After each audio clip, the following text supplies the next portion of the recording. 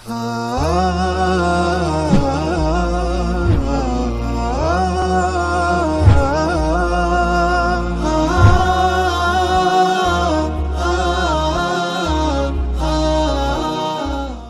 اللہ الرحمن الرحیم۔ گزشتہ سے پیوستہ حجاج کو روکنے کے لیے مجلس شورا۔ انہی دنوں قریش کے سامنے ایک اور مشکل آن کھڑی ہوئی، یعنی ابھی کھلم کھلا تبلیغ کو چند ہی مہینے گزرے تھے کہ حج کا موسم قریب آ گیا۔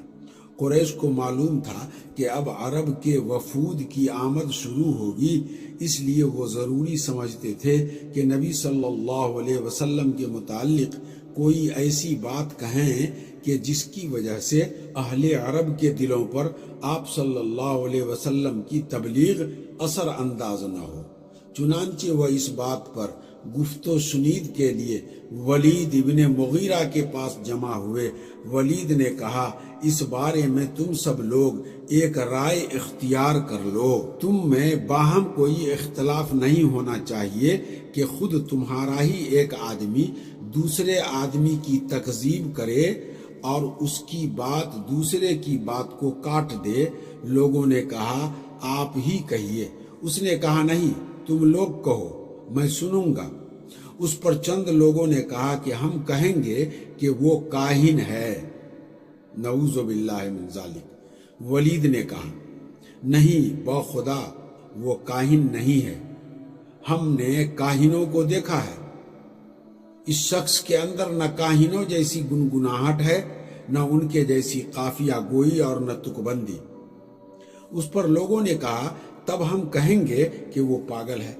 ولید نے کہا، نہیں، وہ پاگل بھی نہیں، ہم نے پاگل بھی دیکھے ہیں، ان کی کیفیت بھی۔ اس شخص کے اندر نہ پاگلوں جیسی دم گھٹنے کی کیفیت اور الٹی سیدھی حرکتیں ہیں اور نہ ان کے جیسے بہکی بہکی باتیں ہیں۔ لوگوں نے کہا، تب ہم کہیں گے کہ وہ شاعر ہے۔ ولید نے کہا، وہ شاعر بھی نہیں، ہمیں رجز، حجز، قریز، مقبوض، مبسوط سارے ہی اصناف سخن معلوم ہیں، اس کی بات بہرحال شعر نہیں ہے۔ لوگوں نے کہا، تب ہم کہیں گے کہ وہ جادوگر ہے۔ ولید نے کہا کہ یہ شخص جادوگر بھی نہیں، ہم نے جادوگر اور ان کا جادو بھی دیکھا ہے۔ یہ شخص نہ تو ان کی طرح جھاڑ پھونک کرتا ہے نہ گرہ لگاتا ہے۔ لوگوں نے کہا، تب ہم کیا کہیں گے؟ ولید نے کہا، خدا کی قسم، اس کی بات بڑی شیریں ہے، اس کی جڑ پائیدار ہے اور اس کی شاخ پھلدار ہے۔ تم جو بھی بات کہو گے لوگ اس کو باطل سمجھیں گے۔ البتہ اس کے بارے میں سب سے مناسب بات یہ کہہ سکتے ہو کہ وہ جادوگر ہے۔ اس نے ایسا کلام پیش کیا ہے جو جادو ہے۔ اس سے باپ بیٹے، بھائی بھائی، شوہر بیوی اور کنبے قبیلے میں پھوٹ پڑ جاتی ہے۔ بالآخر لوگ اسی تجویز پر متفق ہو کر وہاں سے رخصت ہو گئے۔ بعض روایات میں یہ تفصیل بھی مذکور ہے کہ جب ولید نے لوگوں کی ساری تجاویز رد کر دیں تو لوگوں نے کہا، پھر آپ ہی اپنی بے داغ رائے پیش کیجئے۔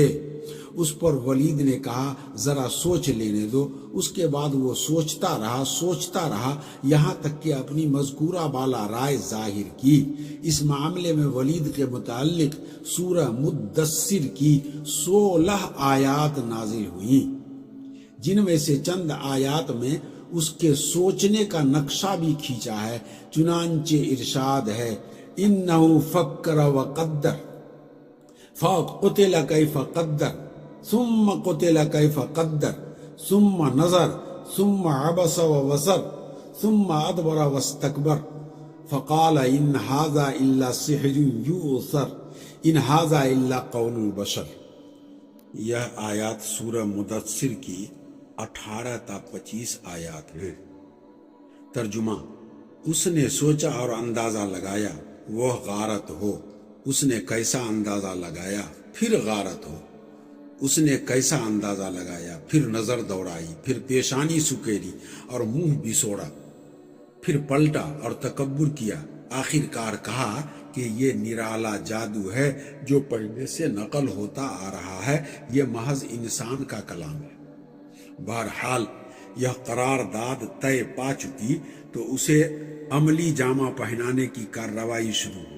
کچھ کفار مکہ عازمین حج کے مختلف راستوں پر بیٹھ گئے اور وہاں سے ہر گزرنے والے کو آپ صلی اللہ علیہ وسلم کے خطرے سے آگاہ کرتے ہوئے آپ صلی اللہ علیہ وسلم کے متعلق تفصیلات بتانے لگے۔ اس کام میں سب سے پیش ابو لہب تھا۔ وہ حج کے ایام میں لوگوں کے ڈیروں میں، عکاظ میں، مجنہ اور ذوالمزاج کے بازاروں میں آپ صلی اللہ علیہ وسلم کے پیچھے لگا رہا تھا۔ آپ صلی اللہ علیہ وسلم اللہ کے دین کی تبلیغ کرتے اور ابو لہب پیچھے یہ کہتا، اس کی بات نہ ماننا، یہ جھوٹا بددین ہے، نعوذ باللہ من ذالک۔